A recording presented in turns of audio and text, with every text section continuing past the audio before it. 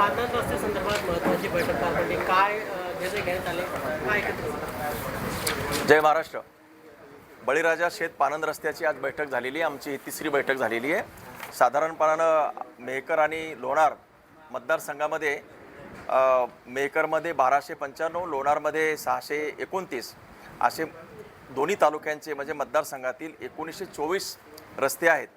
त्यापैकी मातोश्री पानंद रस्त्यामध्ये जे मंजूर झालेले आहेत 60-40च्या हिशोबानं ते 524 रस्ते आहेत.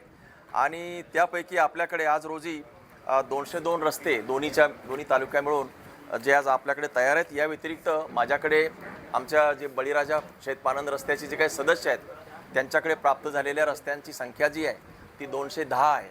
म्हणजे एक सर्वसाधारण 400 रस्त्यांची आज माझ्याकडे यादी आपल्याकडे आलेली आहे. उर्वरित 1198 रस्ते अद्याप आपल्याला आराखड्यामध्ये घ्यायचे आहेत. आणि म्हणून या निमित्तानं आजच्या सविस्तर बैठकीमध्ये जी काही चर्चा झाली त्यामध्ये जास्तीत जास्त रस्ते जे आहेत ते आपल्या आराखड्यामध्ये समाविष्ट करायचे आहेत. आणि त्यासाठी त्या प्रत्येक गावच्या ग्रामपंचायतींनी ठराव देणं अपेक्षित आहे. या व्यतिरिक्त जे काही रस्ते आहेत आपले 33 फुटाचे, 22 फुटाचे, 11 फुटाचे किंवा 9.5 फुटाचे जे रस्ते आहेत, जे शेतरस्ते, शिवार रस्ते आणि 2 गावाला जोडणारे रस्ते जे आहेत ते काही आपण कुणाचे रस्ते नाही, ते मुळात रस्ते आहेत, ते शासनाच्या लेखी रस्ते आहेत. ते रस्ते खुले करणे आणि त्या रस्त्यांची सीमांकन करणे, त्याची मोजणी करणे आणि नकाशावरती घेणे, त्याची कारवाई करण्याच्या संदर्भात आम्ही आज सूचना दिलेल्या आहेत. आणि जे काही रस्ते कोणी अडवले असतील तर ते अतिक्रमण मुक्त करण्याच्याही सूचना आज झालेल्या आहेत.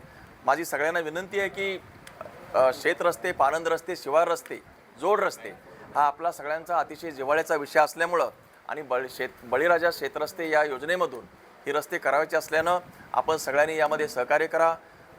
रवींद्र जोगी यांच्या नेतृत्वाखाली आपली सगळी टीम काम करते. ते या समितीचे सदस्य सचिव आहेत. सगळे विभागाचे अधिकारी याचे सदस्य आहेत. या व्यतिरिक्त काही प्रगतशील शेतकरीसुद्धा सदस्य आहेत. त्यामुळे सर्वांगीण सर्वंकष असलेली ही समिती आहे. समितीने आता आपलं काम सुरू केलेलं आहे.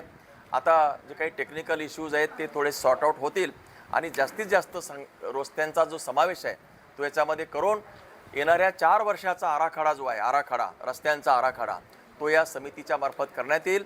त्यातील किमान 200 ते 300 रस्त्यांची कामं या वर्षामध्ये करण्याचा आमचा मानस आहे. शासनाची निधी आम्ही जे काही टेक्निकल कामं जेवढ्या लवकर करू त्यावर हे लवकरात लवकर कामं करण्यासाठी प्रयत्न होणार आहेत. आमची यंत्रणा जी आहे आपल्या तालुक्यातली दोन्ही तहसीलदार, SDO साहेब आणि सगळी समिती शेत रस्ते करण्यासाठी सज्ज झालेली आहे. हे आजच्या या बैठकीमधून आम्ही आपणास कळू इच्छितो. शेतकऱ्यांना काय आव्हान असेल? या कामी सगळ्यांनी सहकार्य करा एवढंच आव्हान आहे माझं शेतकऱ्यांना.